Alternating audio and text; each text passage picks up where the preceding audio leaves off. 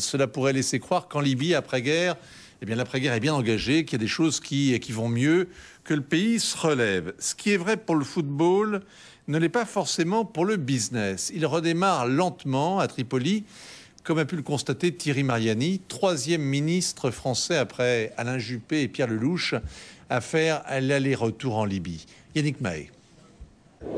C'est ce qu'on appelle une mission d'exploration économique. Le missionnaire, c'est Thierry Mariani, ministre des Transports. Son hôte, Youssef Al-Wahishi, il vient tout juste d'être nommé par le CNT. Dans le sillage du ministre, quelques représentants de l'aviation française, il tente de reprendre pied en Libye. Dossier numéro 1, le nouvel aéroport de Tripoli. Une commande qui date de 2008, l'époque de Kadhafi. Ici, nous nous attendons à une capacité de 5 millions pour les vols domestiques. Donc, au total, pour tout l'aéroport international, 20 millions de passagers. Et voilà le nouvel aéroport. Une structure en acier et béton dont les travaux sont suspendus depuis le début de la guerre civile. Le site a été le théâtre de 3 jours de bataille entre les loyalistes et les rebelles. Plusieurs avions sont inutilisables. Certains ont reçu des dizaines de balles. On les répare d'abord sur place avant de pouvoir les envoyer en maintenance à l'étranger. L'aéroport, un sujet sensible.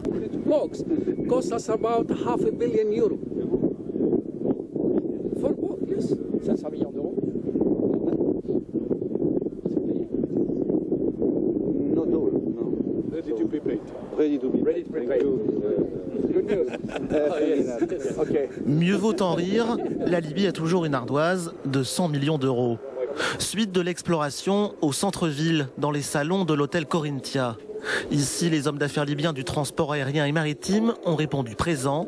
Comme vous le savez, le peuple français est aux côtés du peuple libyen. Le but de ce voyage, c'est avant tout pour reprendre contact avec nos homologues libyens sur ces différents dossiers et voir ensemble comment on peut donner à ces contrats un nouveau souffle.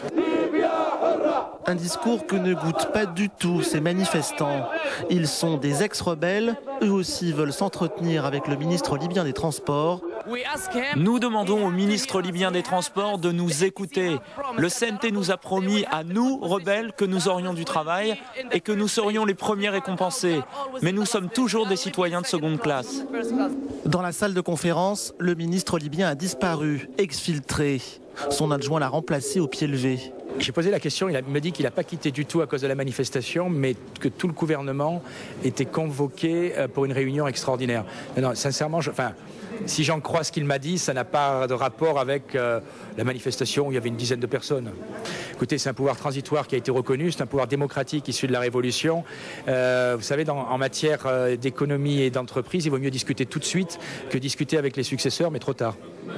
Bilan du déplacement, la compagnie aérienne Aigle Azur débutera des vols Paris-Tripoli début mars. Pour le reste, il faudra confirmer, à moins que les successeurs élus du CNT ne choisissent d'autres options.